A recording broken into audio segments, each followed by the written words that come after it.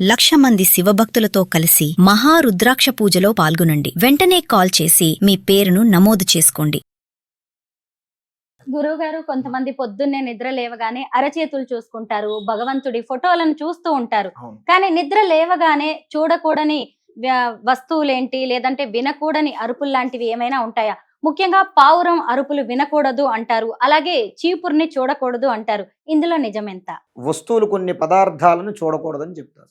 అంటే మంగళకరమైనటువంటి వస్తువుల్ని మాత్రమే చూడాలి, మంగళకరమైనటువంటి ధ్వనులను మాత్రమే వినాలి.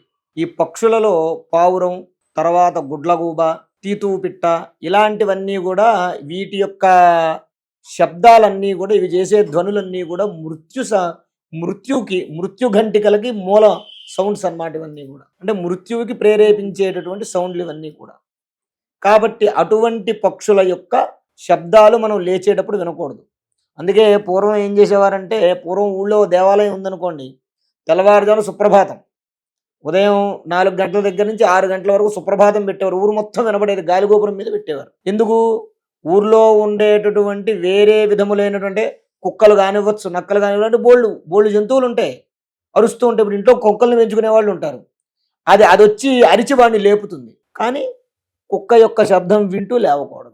అది ఎంత పెంపుడు జంతువైనా, దాని మీద ఎంత మొక్కు ఉన్నా సరే, అలా ఇటువంటివి జరుగుతాయి. కాబట్టి పూర్వం ఏం చేసేవాళ్ళు, సుప్రభాతం వేసేవాడు. వాళ్ళు లేచేటప్పుడు వాడికి భగవంతుడి యొక్క నామం వాడి చెవిలో వినపడాలి అని పూర్వం. లేదు, ఇప్పుడు ఏమైంది, ఇప్పుడు అందరి ఇళ్లలో టీవీలు వచ్చేసాయి, ఇవన్నీ వచ్చేసాయి. కాబట్టి ఇంట్లో ఇప్పుడు ఆడవాళ్ళు చక్కగా చాలామంది, 99% మంది పొద్దున్న లేవగానే చక్కగా సుప్రభాతం పెట్టుకుంటారు, విష్ణు సహస్రం, లలితా సహస్రం పెడతారు. అవి వింటూ లేస్తూ ఉంటారు, అలా వినొచ్చు. కానీ ఇతరత్రా వేరే వేరే జంతువుల యొక్క శబ్దాలు, అంటే పావురం అనే కాదు, పావురము, కుక్క ఇవనే కాదు, వేరే ఏ జంతువు శబ్దము కూడా వినకూడదు. మళ్ళీ గోవు యొక్క అంబారవం వినొచ్చు, ఏనుగు ఘేంకారం వినొచ్చు, గుర్రపు సకిలింపు వినొచ్చు. ఈ 3 యొక్క శబ్దాలు వినొచ్చు. ఇంకా మిగిలిన ఏ జంతువు యొక్క శబ్దము కూడా వినకూడదు. అందుకని ఇంట్లో ఆ శబ్దాలు వినపడకుండా సుప్రభాతం పెట్టుకోవాలి. తర్వాత చూడకూడని వస్తువులు ఏంటి? ఎప్పుడైనా సరే మనం ఇంట్లో పడుకుని లేచేటప్పుడు 2 అరిచేతులు చూసుకోవాలి. 2 అరిచేతుల్లోనూ కూడా మహాకాళి, మహాలక్ష్మి, మహాసరస్వతి దేవతలు ఉంటారు. కరాగ్రే వసతే లక్ష్మి, కరమధ్యే సరస్వతి, కరమూలే స్థిత గౌరీ, ప్రభాతే కరదర్శనం. మనం ఏ పని చెయ్యాలన్నా సరే, పొద్దున్న లేచింది మొదలు రాత్రి పడుకునే వరకు ఈ చేతులతోటే పని. శ్రమ చెయ్యాలన్నా, ఒక శుభం చేయాలన్నా, ఒక అశుభం చేయాలన్నా, ఏం చేయాలని ఈ చేతులతోటే పని. శక్తి కావాలన్నా, ఈ శక్తి కావాలంటే ఈ చేతుల నుండే రావాలి. మనం ఉద్ధరింపబడాలన్నా ఈ చేతులతో నమస్కారం చేయాలి, ఎదుటి వాడిని ఉద్ధరింపజేయాలన్నా ఈ చేతులతోటే వాడిని పైకి లేపాలి. కాబట్టి ఈ చేతులు మహాకాళి, మహాలక్ష్మి, మహాసరస్వతి స్వరూపానికి హేతు. కాబట్టి వాటిని చూడటం వల్ల ఆ 3 అమ్మవార్లని చూసినటువంటి, దర్శనం చేసినటువంటి ఫలితం కలిగి శుభం కలుగుతుంది. చాలామంది బెడ్రూముల్లో ఏం చేస్తారయ్యా అంటే, తుడిచేసి చీపుర్లు మూల పెట్టేస్తూ ఉంటారు. వీళ్ళు లేవంగానే, యజమాని లేవంగానే ఆ చీపురు కనపడుతుంది. ఎందుకయ్యా అంటే, ఇది చెత్త ఊడ్చేది. కాబట్టి చీపురు లక్ష్మీ స్వరూపం, శుభ్రం చేసేదే. కానీ ఎప్పుడైనా సరే, ఎంత శుభ్రం చేసేదైనా సరే, దాన్ని మంచం మీద పెట్టుకుని అయితే పడుకోలేంగా. అలాగే దాని ద్వారా ఒక మంచి జరిగినా సరే చెడు పరిణామాలు కొన్ని ఉంటాయి. అలాగే ఇప్పుడు గాలి వస్తుంది, కిటికీ తీస్తాం, గాలి వస్తుంది, గాలితో పాటు దుమ్ము కూడా వస్తుంది. అందువల్ల ఏంటయ్యా అంటే, ప్రతి దాని వల్ల మంచి చెడు ఉంటుంది. మనం ఏం చేయాలి? మంచిని తీసుకోవాలి, చెడుని పక్కన పెట్టేసేయాలి. కాబట్టి ఇట్లా ఊడ్చే చీపుర్లు కానివ్వండి, లేదు ఎదురుగుండా అద్దం కూడా ఉండకూడదు. లేస్తూ వాడి మొహం వాడే చూసుకోకూడదు. చాలామంది బెడ్రూమ్లో డ్రెస్సింగ్ టేబుల్స్ పెట్టుకుంటారు, అది చాలా తప్పు. పెట్టుకోవాలి, ఎక్కడ పెట్టుకోవాలి? ఎదురుగుండా పెట్టుకోకూడదు. వాడు ఉత్తరముఖంగానో లేకపోతే దక్షిణముఖంగానో, వాడు దక్షిణముఖంగానో ఉత్తరముఖంగా పెట్టుకోవాలి. లేదు, కొంతమంది చాలామంది ఏం చేస్తారంటే దేవతా పటాలు పెట్టుకుంటారు. ఆ దేవతా పటాలు కూడా, అన్ని దేవతా పటాలు బెడ్రూముల్లో పెట్టుకోకూడదు. కేవలం రాధాకృష్ణుల యొక్క పటం మాత్రమే బెడ్రూమ్లో పెట్టుకోవాలి. Master bedroom. పిల్లలున్న బెడ్రూముల్లో ఆంజనేయ స్వామి కానీ, వినాయకుడు కానీ, అలాంటి దక్షిణామూర్తి, అలాంటి దేవతా పటాలు పెట్టుకోవాలి. అప్పుడు ఏమవుతుందయ్యా అంటే, వీడు లేవంగానే రాధాకృష్ణుల వైపు చూస్తాడు.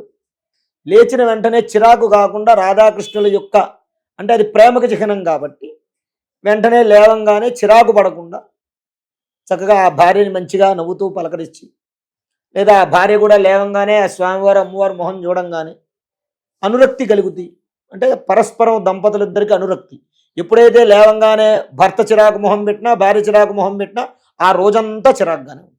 కాబట్టి అటువంటివి కాకుండా మనం లేచేటప్పుడు మంగళకరమైన శుభప్రదమైనటువంటి వస్తువుల్ని చూడటం కానీ, లేదా మంగళకరమైనటువంటి ధ్వనుల్ని వినటం కానీ చేయటం వల్ల ఆ రోజు వాడికి సాఫీగా సాగుతుంది. గురువు గారు, మనం నిద్ర లేవగానే ఏం చూడాలి, ఏం చూడకూడదు అనేది మీరు చాలా చక్కగా చెప్పారు. అమ్మా, కానీ ఇప్పుడు చాలా మంది పొద్దున్నే నిద్ర లేవగానే ఏం చూస్తున్నారు? సెల్ ఫోన్ ని చూస్తున్నారు. అవును. సెల్ ఫోన్ నే ప్రపంచంగా కూడా భావిస్తూ ఉన్నారు. అవునమ్మా. మరి అది ఎంతవరకు మంచిది? అంటే అమ్మా, సెల్ ఫోన్ చూస్తున్నారు, ఏం చేయాలి? అది ఒక వ్యాపకం అయిపోయింది, ఒక వ్యసనం అయిపోయింది. గుడ్డిలో కన్నా మెల్లనయ్యం అంటారు కదా. అప్పుడు ఏం చేయాలి? ఆ సెల్ ఫోన్లో నువ్వు ఫోన్ చూడాలి. ఆన్ చేయంగానే ఆ ఫోన్లో స్క్రీన్ సేవర్ మీద ఫోను వాల్ పేపరు ఈ దేవుడు బొమ్మ, వినాయకుడు బొమ్మ, లేదా లక్ష్మీదేవి బొమ్మ ఏదో ఒకటి పెట్టుకుంటే వెంటనే నువ్వు ఏదో అసభ్యకరమైనటువంటివి చూడకుండా, వేరే ఏదో చిరాకో పరాకో అటువంటి మెసేజ్లు చూడకుండా నువ్వు ఆన్ చేసిన వెంటనే భగవంతుడు కనపడతాడు. ఆ రకంగా అయినా కొద్దో గొప్ప. ఎందుకంటే ఇప్పుడు మనం చూడొద్దు అన్నా సరే ఎవరూ వినేటటువంటి పరిస్థితుల్లో లేరు. మనం శత్రువులం అయిపోతాం. ఫోన్ మాట్లాడద్దన్నా, ఫోన్ చూడొద్దన్నా మనం శత్రువులం అయిపోతాం. ముందు మనమే అప్డేట్ అవుదాం అంటారు. కాబట్టి అందువల్ల ఏం చెప్తున్నానంటే, దాని మీద ఇప్పుడు ఒక్కొక్క నక్షత్రం వాళ్ళకు ఒక్కొక్క దేవత, అధిష్టాన దేవత ఉంటుంది. ఇప్పుడు అశ్విని నక్షత్రం వారు ఉంటారు, గణపతి ఫోటో పెట్టుకోవాలి. అలాగే మేషరాశిలో ఉన్న వాళ్ళు సుబ్రహ్మణ్య స్వామి, గణపతి, ఆంజనేయ స్వామి 3 పెట్టుకోవచ్చు. అలాగే ఒక్కొక్క నక్షత్రం వాళ్ళు, ఒక్కొక్క రాశి వాళ్ళు వాళ్ళకి సంబంధించినటువంటి ఆ గ్రహానికి సంబంధించినటువంటి ఆ దేవతా ఫోటోలు గనక ఆ స్క్రీన్ సేవర్లో పెట్టుకుంటే వాళ్ళు ఎక్కడికి వెళ్ళినా సరే చూసి నమస్కారం చేయడానికి, చూడడానికి. ఇప్పుడు ఫోన్ మాట్లాడినా చేసినా వెంటనే అట్లా చూసుకున్నప్పుడు ఆ మెంటల్లో ఉన్నటువంటి ఉన్నటువంటి స్ట్రెస్ కూడా ఆ భగవంతుని చూడటం వల్ల కొద్దిగా తగ్గుతుంది. అది కూడా ఇప్పుడు ఫోన్ అనేటటువంటిది ఏమిటయ్యా అంటే ఒక రకంగా ఉపయుక్తమైనదే, కానీ మనం దాన్ని సరిగ్గా వాడట్లేదంతే అమ్మా.